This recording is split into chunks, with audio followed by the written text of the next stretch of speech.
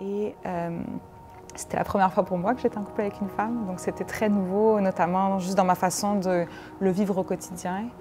Et j'étais vraiment pas à l'aise de le vivre sur le milieu des études et sur le milieu du travail. Mais justement, de se faire mégenrer, déjà, ça a un impact psychologique. On se re-questionne un peu sur notre apparence, vu que le genre est une construction sociale, on essaie de se placer par rapport aux autres, puis quand on a un message qui est inverse à ce qu'on essaierait de renvoyer, ça nous blesse. Tu sais, dans les réunions de famille, on demande « Pis, t'as-tu un petit chum? » Mais, t'as-tu un petit chum, OK? Mais c'est peut-être pas, je suis peut-être pas intéressée au gars. Moi, je suis peut-être pas intéressée à être en couple. Ne pas partir du principe qu'une fille va être en couple avec un gars, qu'un gars va être en couple avec une fille. Laisser l'ouverture, la possibilité, dire ton copain ou ta copine, ton partenaire, tout ou ta partenaire. Choisir nos batailles selon nos principes et ce que nous, on veut. Dans un milieu de travail proche, avec mes collègues proches, j'aime ça que ce soit facile puis que ce soit libre.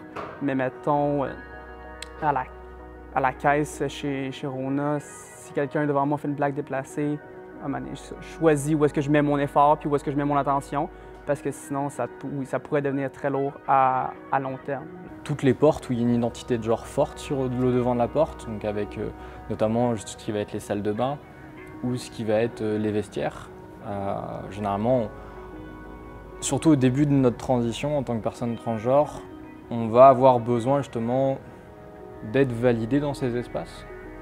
Si on n'est pas vraiment sûr de soi ou si on n'est pas vraiment en confiance avec soi-même, ces espaces-là c'est facile de nous blesser dans ces espaces-là, et donc un simple regard qui n'est pas bienveillant ou qui est un peu inquisiteur va pouvoir déjà nous blesser en fait d'une certaine manière.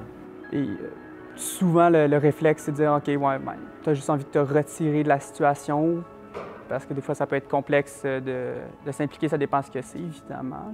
C'est bête, mais quand on est en couple avec quelqu'un qu'on aime et qu'on veut protéger, on veut se protéger nous-mêmes aussi, ce qui fait que parler c'est extrêmement vulnérabilisant.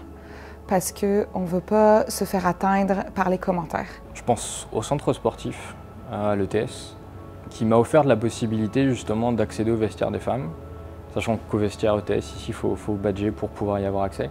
Ce que je ne pouvais pas faire avec ma carte ETS en raison de mon dead name, puis tout ce qui est rattaché à ce dossier-là avec le passeport. Donc ils m'ont offert cette possibilité-là en me rééditant une carte avec une nouvelle photo, en mettant le prénom Julia dessus. Je trouvais ça extrêmement bienveillant de leur part. Vu que les gens sont dans cette hétéronormativité-là, ils n'ont pas tendance à aller s'informer alors qu'ils devraient s'informer. Ils devraient découvrir les différentes personnes qui sont autour d'eux et s'informer. C'est d'abord mes collègues et amis de bureau qui, en fait, m'ont jamais posé de questions. Puis c'est la meilleure bienveillance qu'on puisse avoir vis-à-vis d'une personne transgenre, c'est pas la traiter différemment d'une autre personne.